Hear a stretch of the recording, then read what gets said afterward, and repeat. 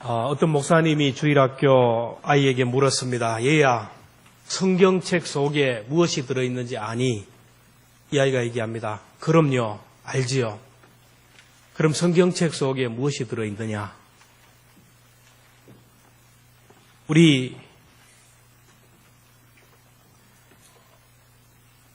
형님, 우리 형아 성경책 속에는 아이들 누나 사진이 가득하게 들어있고, 우리 누나 성경책 속에는 애인 사진이 가득하고, 엄마 성경책을 보니까 단풍잎이 가득하고, 아빠 성경책을 보니까 로또 복권이 들어있었어요. 이렇게 얘기합니다. 오늘 현대인을 풍자한 얘기입니다. 오늘 많은 사람들이 성경을 읽지 않고 신앙생활을 합니다. 성경을 교회에 올 때 가지고 오는 하나의 도구고, 설교 듣기 전에 성경 찾는 텍스트 정도로 사용합니다. 성경 속에 무엇이 들어있는지도 모르고, 성경을 이해하지도 모르고, 진리를 모르고 신앙생활을 한다라는 것입니다. 어떤 사람은 성경을 읽을 때 송이꿀처럼 달다고 하는데, 어떤 사람은 성경을 읽으면 지겹다고, 잠이 오지 않을 때 읽는 수면제라고 얘기합니다. 어떤 사람은 설교 시간이 너무 짧다고, 예배 시간이 너무 짧다고 하고, 어떤 사람은 설교가 길고 예배가 지루하다고 합니다. 그 이유가 무엇일까요? 하나님의 말씀을 보는 눈과 귀가 닫힌 이유를 성경은 수건이 가리워져서 그렇다라고 합니다. 모세가 시내산에 올라가서 하나님을 만나고 하나님을 대면해서 십계명을 받을 때 하나님의 영광의 빛을 받아서 자기 얼굴이 너무나 광채가 빛나고 얼굴이 너무너무 빛나서 백성들 앞에 설 때 얼굴에 수건을 가리고 섰습니다. 바울은 이것을 비유로 유대인들이 구약의 율법이라는 수건에 가려서 신약을 이해하지 못하고 예수님을 이해하지 못했다라고 지적했습니다. 고린도후서 3장 14절에 보면 그들의 마음이 완고하고요, 오늘까지 구약을 읽을 때에 그 수건이 벗겨지지 아니하고 있으니 그 수건은 그리스도 안에서 없어질 것이라. 유대인들에게 있어서 구약의 율법이 성경 속에 있는 예수님을 보지 못하고 성경 속에 있는 하나님의 그 마음을 보지 못하는 그런 수건이었다면, 오늘 우리들의 얼굴을 가려놓은 수건은 무엇일까요? 탐욕과 죄악으로 가득한 내 마음, 그리고 완악하고 교만한 마음, 육신의 생각으로 가득하고 세상적인 걱정과 염려로 가득한 우리의 마음이 수건이 되어서 성경과 예수님을 이해하지 못하게 합니다. 내 속에 죄가 가득하고 용서하지 못한 마음이 있고 세상을 사랑하는 마음으로 가득하면 성경을 아무리 보아도 이해할 수가 없고 성경 속에 예수님을 발견할 수 없습니다. 다른 사람을 볼 때 그 사람 속에 있는 주님도 볼 수가 없습니다. 그러면 우리들의 얼굴에 가려진 이 수건을 어떻게 벗겨질 수가 있을까요? 고린도후서 3장 16절에 보면 언제든지 주께로 돌아가면 그 수건이 벗겨지리라.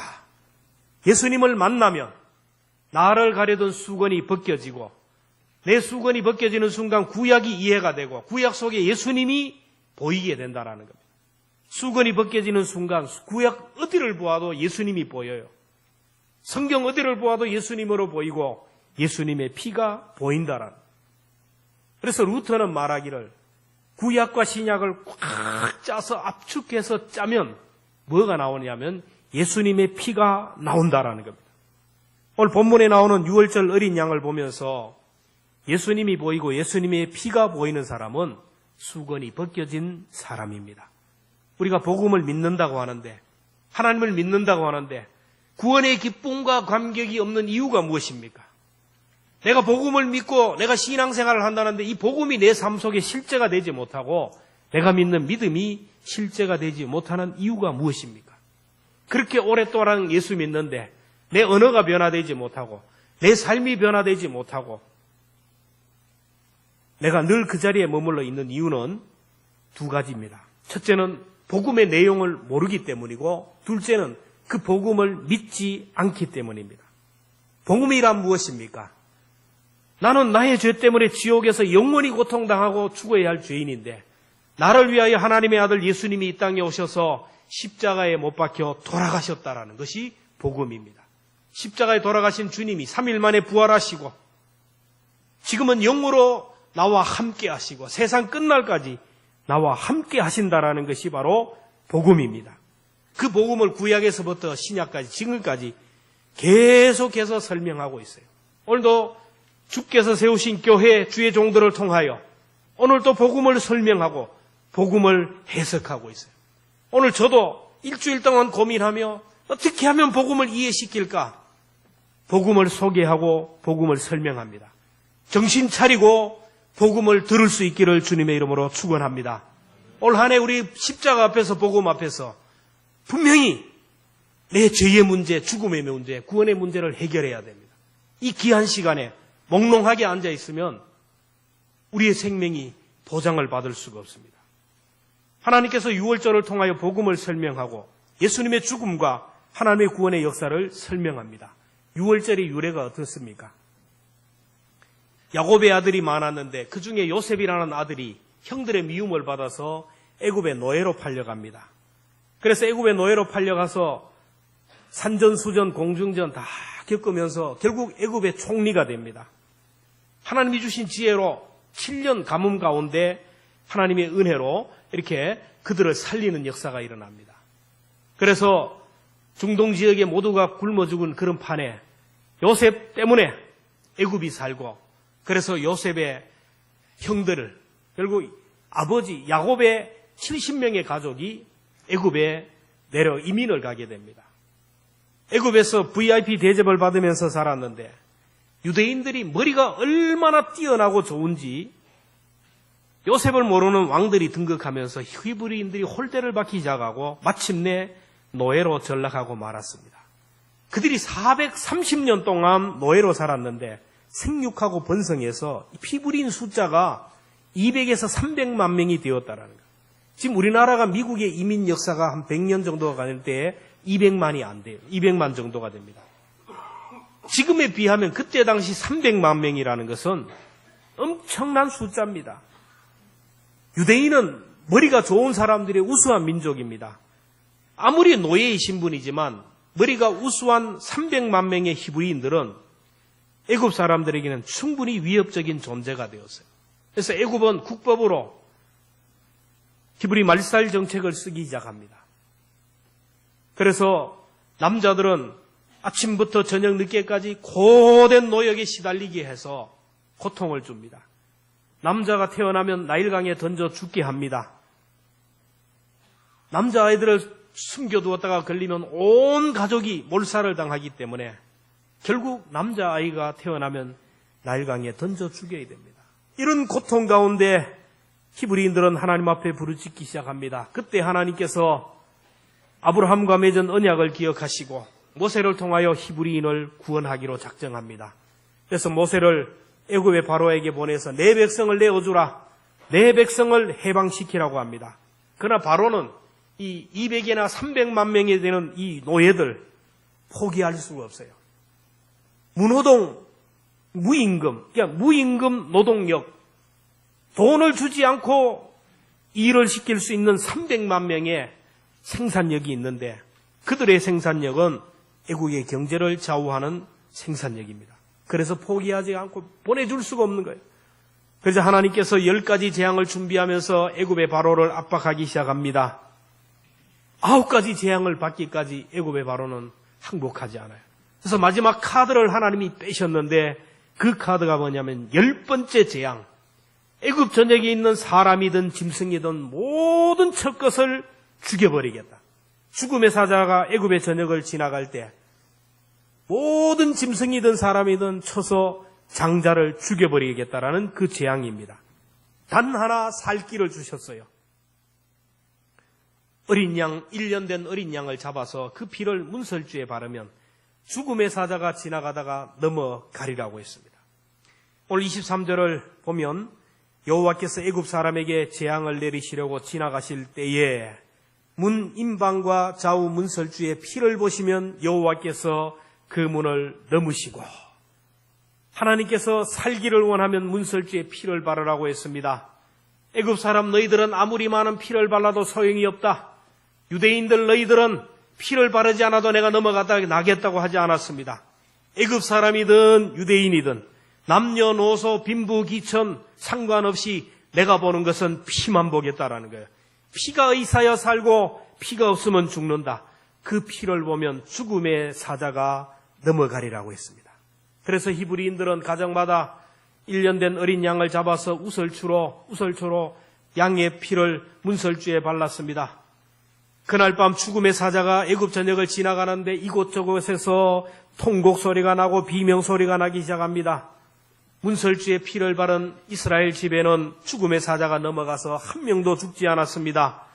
문설주에 피를 바르지 않았던 애굽의 모든 사람들은 짐승이든 사람이든 모든 장자가 죽었고 애굽의 바로 왕의 장자도 죽었어요. 그렇게 되자 애굽의 백성들이 바로를 원망하기 시작합니다. 하루아침에 아들 잃고 남편 잃고 하루아침에 생때 같은 손자를 잃어버리고 그 귀한 짐승을 잃어버리자 바로 왕에게 원망합니다. 왜 이스라엘 백성들을 내어주지 않고 있다가 이 민족이 이렇게 고난을 당하고 이렇게 되느냐고. 그래서 바로 왕을 압박하기 시작했고 결국 애굽의 바로 왕은 항복을 합니다. 그리고 이스라엘 백성들을 내어주고 이스라엘 백성들이 430년 종살이하던 애굽에서부터 출애굽 자유민이 되었어요. 유월절이라는 것은 영어로 패스오버, 지나가다, 넘어가다라는, 우리말로도 넘어가다라는 뜻입니다. 죽음의 사자가 넘어갔다, 유월했다, 그래서 유월절이라는 거예요. 여러분, 유월절의 핵심은 어린 양의 피입니다. 죽음의 사자도 넘어가게 한 것은 어린 양의 피였습니다. 성경에는 피에 대해서 한 700번 나오는데 이 피는 생명을 의미하고 대속을 의미했어요. 레위기 17장 11절 말씀 같이 한번 봅니다. 시작. 육체의 생명은 피에 있습니다. 내가 이 피를 너희에게 주어 제단에 뿌려 너희의 생명을 위하여 속죄하게 하였나니 생명이 피에 있으므로 피가 죄를 속하느니라. 하나님의 어린 양 피를 바른다라는 것은 어린 양이 대신 죽었다라는 거예요. 하나님께서 애굽 전역의 모든 사람들의 죄를 심판하기 위하여 죽음의 사자를 보냈어요. 죽음의 사자가 하나님의 정권을 가지고 애굽의 전역에 있는 집마다 들어가면서 그 집의 죄를 심판하고 보는데 그 집 사람의 죄를 대신해서 양이 죽음을 당했어요. 양이 심판을 당하고 죽고 그 피가 문설주에 발렸기에 죽음의 사자가 유월 넘어갔다라는 겁니다. 그 가정에 내릴 하나님의 심판을 이미 어린 양이 받았어요. 그 가정에 내릴 재앙과 저주와 온갖 사망이 결국 어린 양이 대신 받았습니다. 그래서 죽음의 사자가 넘어갔다라는 거예요. 유월절 어린 양은 장차 오실 예수 그리스도를 예표합니다. 우리 인간은 사탄의 종이 되고 악한 마귀의 노예가 되어서 세상 권세 잡은 자들의 노예가 되어서 고통과 고난의 삶을 살아야 되고 저주의 삶을 살다가 결국 영원히 지옥에 떨어져야 할, 멸망받아야 할 우리 인간들이었습니다. 우리를 사탄의 손아귀에서부터 자유하게 하시고 모든 저주와 재앙으로부터 우리를 구원하기 위하여 하나님의 어린 양 예수님이 이 땅에 오셨습니다. 세례 요한은 자기에게 오는 예수님을 보고 얘기합니다. 요한복음 1장 29절에 보면 보라, 세상 죄를 지고 가는 하나님의 어린 양이로다. 세상 모든 사람의 죄를 그 한 몸에 지고 골고다 언덕을 향하여 가는 예수님의 모습을 얘기합니다. 히브리서 5장 7절에 보면 우리의 유월절 양 곧 그리스도께서 희생되었느니라. 그럼 왜 하나님의 아들 예수님이 새 대속제물로 돌아가셔야 됩니까? 구약에서처럼 양이나 염소나 소나 뭐 이런 것을 속죄 제사를 드리면 되는데 왜 예수님이 그렇게 죽으셔야 되는 거예요? 그것은 양이나 염소나 짐승의 피로는 인간의 죄를 씻지 못하기 때문입니다. 히브리서 10장 4절 보면 항소와 염소의 피가 능히 죄를 없이 하지 못함이라. 히브리서 10장 11절에도 보면 제사장마다 매일 서서 섬기며 자주 같은 제사를 드리되 이 제사는 언제나 죄를 없게 하지 못하거니와. 구약은 오실 예수님에 대한 예표요 그림자라고 그랬어요. 결국 양의 피는, 짐승의 피는 인간의 죄를 씻을 수가 없어요. 사람의 생명을 짐승의 생명으로 대신할 수 없듯이 사람의 죄를 짐승의 피로 대신할 수가 없기 때문에 예수님이 오셨어요. 짐승의 피로 인간의 죄를 씻을 수 있다면 하나님의 아들이 왜 오셨겠어요? 수천, 수만, 수억의 소와 양과 염소를 죽이면 되는데 왜 예수님을 이 땅에 보내셨겠습니까? 인간의 죄도 인간의 생명으로 씻을 수가 없어요. 모든 인간, 우리는 죄인이기 때문에 죄인이 또 다른 죄인을 구원할 수가 없었어요. 그래서 흠도 없고 점도 없는 어린 양 예수님이 오셨다라는 거예요. 베드로전서 1장 19절 같이 읽습니다. 시작. 오직 흠 없고 점 없는 어린 양 같은 그리스도의 보배로운 피로 된 것이리라. 히브리서 9장 12절 같이 봅니다. 시작. 염소와 송아지의 피로 아니하고 오직 자기의 피로 영원한 속죄를 이루사 단번에 성소에 들어가셨느니라. 세상 사람들의 모든 죄와 저주와 사망을 한 몸에 지시고 하나님의 어린 양 예수님이 십자가에 못 박혀 죽으심으로 인하여 인간의 모든 죄를 대속하셨어요. 하나님께서 십자가에 설리신 예수님의 보배로운 피를 보시고 인간에게 내릴 심판을 넘어가셨다라는 거예요. 여러분, 저와 여러분이 의로워서 잘나서 봐준 것이 아닙니다. 저와 여러분이 불쌍해서 봐준 것이 아닙니다. 내가 받아야 할 죄값을 예수님이 대신 받았기 때문이에요. 내가 져야 할 저주와 내가 져야 할 온갖 재앙과 죽음을 예수님이 십자가에서 대신 받았기 때문에 예수님의 피를 보고 넘어간 것입니다. 하나님이 나에게 내릴 죄와 사망의 심판을 예수님의 십자가에서 내리셨어요. 내가 받아야 할 저주를 예수님의 십자가에서 집행했기에 예수님의 피를 보고 눈 감아 주신 겁니다. 여러분, 저와 여러분의 허물과 죄가 2000년 전 골고다 언덕에서 예수님의 십자가에서 이미 장사된 줄로 믿습니다. 예수님의 십자가와 함께 내 죄의 문제, 예수님의 십자가에서 내 모든 저주의 문제가 이미 거기서 장사되고 끝났기 때문에 이제는 우리는 죄와 사망으로부터 자유하게 되고 지옥의 고통으로부터 자유하게 된 줄 믿으시기를 바랍니다. 나를 위하여 죽으신 예수님을 영접하고 내 심령에 예수님의 피가 뿌려진 사람은 하나님이 그 피를 보고 넘어가는 거예요. 저와 여러분의 심령 속에 보혈의 피를 뿌리시고 보혈의 피를 덮으시기를 주의 이름으로 축원합니다. 요한복음 5장 24절 말씀 봅니다. 시작. 내가 진실로 진실로 너희에게 이르노니 내 말을 듣고 또 나 보내시는 이를 믿는 자는 영생을 얻었고 사망에서 생명으로 옮겼느니라. 할렐루야. 하나님께서 예수님의 피를 믿는 자는 심판을 넘어가게 하시고 사망에서 생명으로 옮길 것이다가 아니에요. 오늘 저와 여러분의 심령에 예수님의 피가 뿌려져 있으면 언제 나에게 죽음이 온다 할지라도 나는 심판에 이르지 아니하고 사망에 이르지 아니하고 오늘 내 생명이 끝난다 할지라도 나는 부활의 몸을 입고 천국에서 주님과 함께 영생 복락에 들어갈 줄로 믿습니다. 여러분, 천국은 죄가 있으면 들어갈 수가 없어요. 천국은 내 죄가 씻어지고 내 죄가 해결된 사람만이 들어가는데 나의 죄는 세상의 그 어떤 것으로 씻을 수가 없습니다.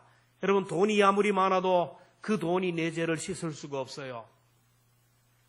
오직 내 죄를 씻을 분은 예수님의 피밖에, 주님이 우리를 사랑하셔서 흘려주신 그 보혈이 나의 죄를 씻을 수가 있다라는 겁니다. 에베소 1장 7절에 보면 우리는 그리스도 안에서 그의 은혜의 풍성함을 따라 그의 피로 말미암아 속량 곧 죄사함을 받았느니라. 찬송가 252장 한 번 더 펴보시기를 바랍니다. 나의 죄를 씻기는 예수의 피밖에 없네. 나를 정케 하기는 예수의 피밖에 없네. 나의 재속하기는 예수의 피밖에 없네. 평안함과 소망은 예수의 피밖에 없네. 영원토록 내 할 말 예수의 피밖에 없네. 이 찬송, 우리 찬송하면서 다시 한번 내 마음의 보혈의 피를 덮어갈 수 있기를 바랍니다. 함께 찬송합시다.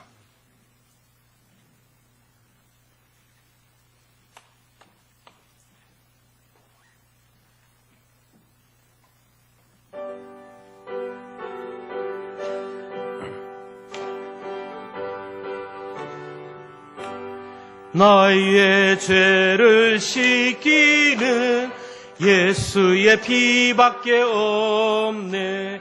다시 성케 하기도 예수의 피밖에, 나를 정케 하기는 예수의 피밖에 없네. 사죄하는 증거도 예수의 피밖에 나의 재속하기는 예수의 피밖에 없네. 나는 공로 없으니 예수의 피밖에 평안함과 소망은 예수의 피밖에 없네. 나의 의는 이것뿐 예수의 피밖에 영원토록 내 할 말 예수의 피밖에 없네. 나의 참미 제목은 예수의 흘린 피 날 희게 하오니 귀하고 귀하다 예수의 피밖에 없네. 할렐루야. 우리의 죄가 씻음 받아야 됩니다. 내 죄를 씻을 분은 예수의 피밖에 없어요. 그 피를 날마다 저와 여러분의 심령에 뿌릴 수 있기를 축복합니다. 6월절 어릴 양의 피는 하나님의 자녀의 특권을 누리게 하는 은혜가 있어요.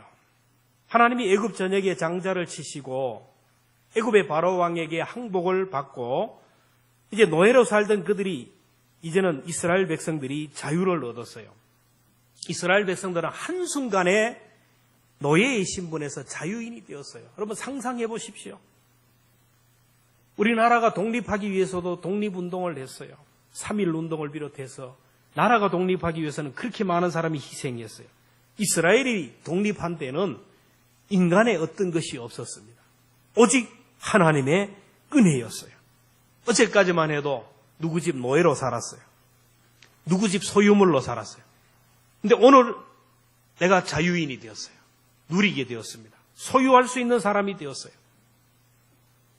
애굽에 들어갈 때는 70명이 들어갔는데 나올 때는 300만이 되었어요. 들어갈 때는 한 가정이 들어갔는데 나올 때는 한 민족이 되어 나왔어요.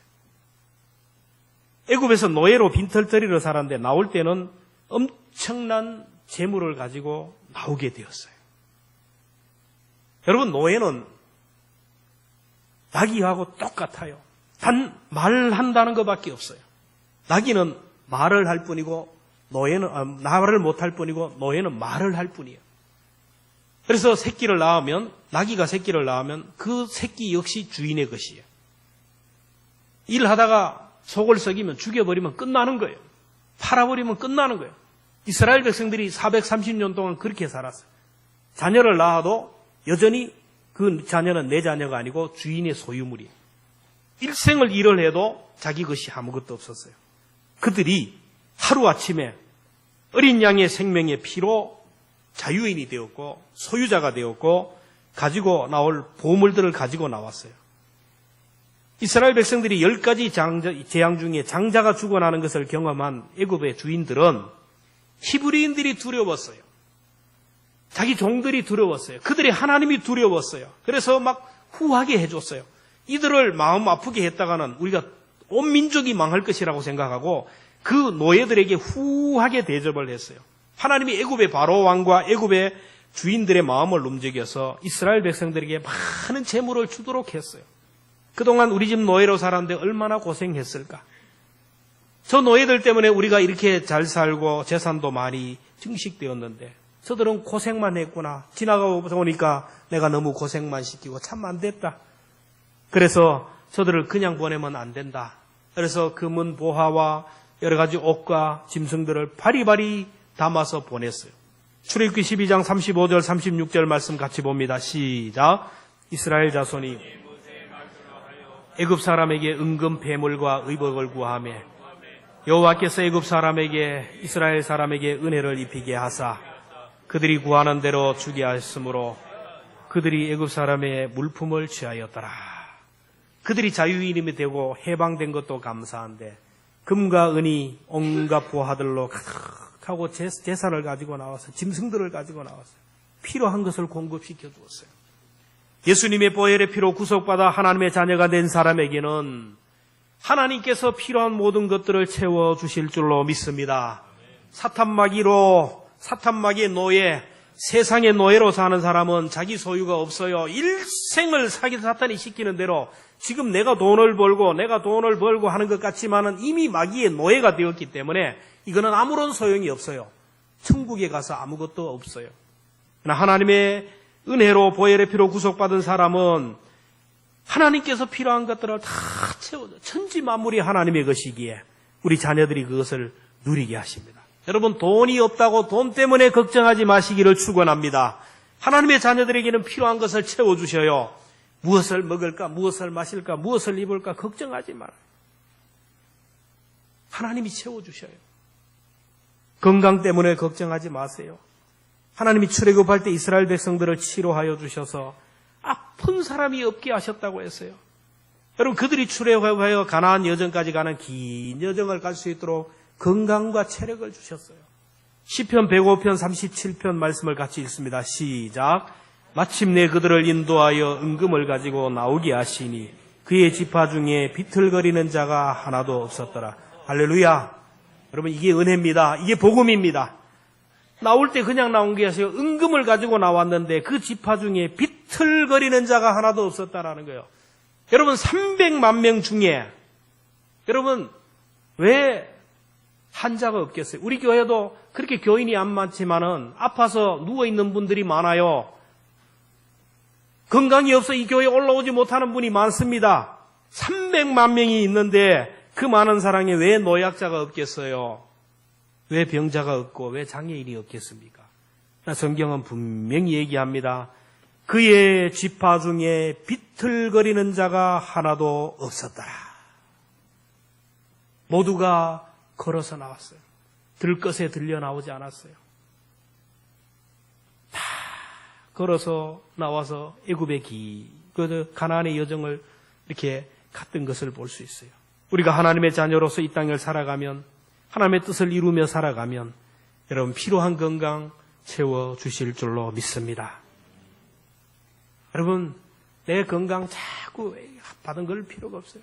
주님을 위하여, 예배하기 위하여, 기도하기 위하여, 하나님의 뜻을 이루기 위하여 죽으면 죽으려는 각오로 올라가면 하나님이 살려주십니다. 하나님의 뜻을 저버리고 내 건강 챙기고 막 하면 안 되는 거예요. 무엇을 먹을까, 무엇을 입을까, 이거 생각하면 안 되는 거예요. 하나님의 자녀는 하나님께 맡겨야 돼요. 여러분, 왕의 자녀가 뭘 먹을 거 걱정합니까? 무엇을 입을 걸 걱정합니까? 무엇을 마실까? 노후를 걱정합니까? 왕의 자녀는 그렇지가 않아요. 왕의 자녀는 나라를 생각합니다. 왕의 뜻이 무엇인지, 왕의 뜻을 따라서 그 나라를 잘 세워가는 것이 바로 왕자가 할 일이에요. 오늘 우리가 해야 될 것이 무엇입니까? 하나님 아버지의 뜻을 찾고 하나님이 나라를 통하여 이루고자 하는 뜻이 무엇일까? 이 교회를 통하여 이루고자 하는 뜻이 무엇일까? 안동지역에 죽어가는 영혼들이 가장 많은데 이 영혼들을 위하여 하나님의 아들이 십자가에 못 박혀 죽으셨는데 이 영혼들을 구원하는 것이 나를 통한 하나님의 뜻이라고 생각하고 죽은 영혼들을 살리기 위하여 전도하고 애쓰는 것, 이게 하나님이 기뻐하는 일이 아니겠어요? 복음의 진리를 깨닫고 복음이 삶의 실제가 되어야 되는데 아직까지 복음을 제대로 알지 못하고 이렇게 늘 힘들게 살아가는 사랑하는 성도들에게 복음을 제대로 전해서 복음에 합당한 삶을 살아가게 하는 것이 하나님의 뜻이 아니겠습니까? 하나님의 뜻을 이루며 살아가면 하나님께서 우리에게 필요한 것들을 채워주셔요. 마태복음 6장 33절에 보면 그런즉 너희는 먼저 그의 나라와 그의 의를 구하라. 그리하면 이 모든 것을 너희에게 더하리라. 6월절 어린 양의 피, 놀라운 능력이 있습니다. 예수님의 피에는 예수님의 생명의 능력이 있습니다. 예수님의 능력이 나타나고 하늘의 권능이 나타납니다. 예수님의 보혈, 예수님의 피에는 놀라운 능력이 있어요. 전성에 의하면 예수님이 마지막에 십자가에 달렸을 때 그 죽음을 확인하기 위하여 밑에서 백부장이 창으로 예수님의 옆구리를 찔렀어요. 물과 피가 나왔다고 했습니다. 그때 예수님의 옆구리를 찔렀던 사람이 로마의 백부장 룽기스라는 사람. 이 사람이 눈에 안질이 있어서 눈이 너무너무 고통스럽고 제대로 보지 못했는데 예수님의 옆구리에 창을 찔렀는데 그 피가 쏟아나오면서 그 눈에 떨어졌는데 그 순간 그의 눈이 깨끗하게 나음을 받았다라는 거예요. 그리고 나서 룽기스 백부장이 십자가 앞에서 고백하기를 이분이야말로 진정 하나님의 아들이었다 고백했어요. 예수님의 피의 능력을 경험한 이 백부장은 예수님이 돌아가시고 제일 먼저 구원받아 예수님의 제자가 되고 결국 갑바도기아에서 복음을 전하다가 순교를 했다라는. 룽기스는 만나는 사람들에게 예수님의 피가 내 눈을 고쳐주었다고, 예수님의 피가 내 생명을 구원하고 예수님의 피가 우리 가정을 구원했다고 전했다라는 것입니다. 예수님의 보혈의 능력은 십자가의 현장에서도 나타났어요. 예수님이 십자가에 못 박혀 돌아가실 때 양쪽의 강도가 같이 죽었잖아요. 그 예수님이 피를 흘리면서 돌아가는 그 현장에서 한편 강도가 당신의 나라에 임할 때 나를 기억하소서. 내가 너에게 이르노니 정녕 나와 함께 낙원에 이르라. 피 흘림의 현장, 예수님의 피가 뿌려지는 그 현장에서 2명이 구원을 받았어요. 거기뿐만 아니라 그때 예수님을 십자가에 못 박은 강도들이 다 예수님을 만나고 구원받았다라는 것입니다. 예수님의 보혈의 능력은 오늘도 여전히 유효한 것을 믿으시기를 바랍니다. 그래서 날마다 우리가 보혈의 피를 전해야 돼요. 피를 얘기하니까 원색적이다, 무슨 쓸데없는 소리야, 그런 소리 하는 사람은 아직까지 피의 능력을 모르는 사람이고 복음의 능력을 경험하지 못한 사람이고 구원과는 상관이 없는 사람입니다. 예수님에 대한 피의 복음을 듣다가 많은 사람들이 거듭나고 새 사람이 되었어요. 오늘 우리들도 이 자리에 앉아있는 여러분들도 피에 대한 복음을 듣다가 거듭났습니다. 보혈의 찬송을 부르다 보면 내 속에 예수의 영으로 충만한 걸 느껴요. 마음이 답답하고 힘들고 어려울 때 보혈의 찬송을 한번 불러보세요. 그런 동안 더욱더 주님의 사랑이 믿어지고 주님의 사랑이 나를 강건하는 것을 느끼게 될 겁니다. 그래서 여러분 날마다 보혈의 피를 덮으기를 바랍니다. 우리 가정을 날마다 보혈의 피를 덮으세요. 여러분의 자녀들을 보혈의 피를 덮고 기도하면 사탄이 틈을 타지 못합니다. 우리의 삶의 지경을 날마다 보혈의 피를 덮으면 마귀가 손대지 못해요. 오늘 우리 자녀들 우리가 어떻게 지킵니까? 군에 가 있고 직장 따라 나가 있고 학업 따라 나가 있고 우리가 지킬 수는 없어요. 그들이 사는 세상, 이 세상이 얼마나 완악한 세상이에요. 얼마나 악한 자가 많고 얼마나 사건 사고가 많은 세상이에요. 아침에 멀쩡하게 출근하고 나갔던 남편이 저녁에 싸늘한 시체가 되어 돌아와요. 학교 갔다 오겠다는 아이가 어느 날 갑자기 사라져요. 싸늘한 시체가 되어 돌아와요. 그렇게 잘 나가던 직장과 사업장이 한순간에 무너집니다. 오늘날 교회가 얼마나 흔들리는지 몰라요. 여러분, 내가 나를 지킬 수가 없어요. 내 마음이 왔다 갔다 조속으로 움직이는 내 마음을 내가 어떻게 지킬 수가 있습니까? 그래서 우리는 보혈의 피를 덮어야 됩니다. 날마다 우리의 자녀들을 보혈의 피를 덮고 축복할 수 있기를 축원합니다. 여러분의 직장도 여러분의 사업장도 내 삶의 지경을 나 자신을 보혈의 피를 날마다 덮어가면 재앙도 넘어가게 되고 질병도 넘어가게 되고 온갖 저주들이 다 넘어갈 줄로 믿습니다. 오늘 이 시대에 얼마나 많은 질병들이 나옵니까? 무서운 병들이 나옵니까? 지금도 내 속에 어떤 질병이 자리 잡을지 모르는데 날마다 보혈의 피를 내게 덮으면 하나님의 은혜로 그 보혈의 능력으로 질병이 넘어가게 되고 온갖 저주들이 물러가게 된다라는 것입니다. 보혈의 피를 뿌리라는 것은 구체적으로 무슨 말씀인지를 다음에 또 말씀하지만 여러분 보혈의 피가 나를 구원하고 보혈의 피가 나를 살고 보혈의 피가 사탄 마귀로부터 나를 보호한다는 이것을 꼭 기억하며 날마다 내 심령에 보혈의 피를 뿌리고 여러분의 자녀들과 가정과 직장과 사업 등 우리 교회와 민족을 보혈의 피를 덮으며 예수의 이름으로 축복하고 예수의 이름으로 선포하고 예수의 이름으로 그리스도의 영적 권세를 가지고 붙들므로 인하여 예수의 피가 지키는 이 민족, 우리 교회, 우리 가정, 저와 여러분이 되기를 주의 이름으로 축원합니다.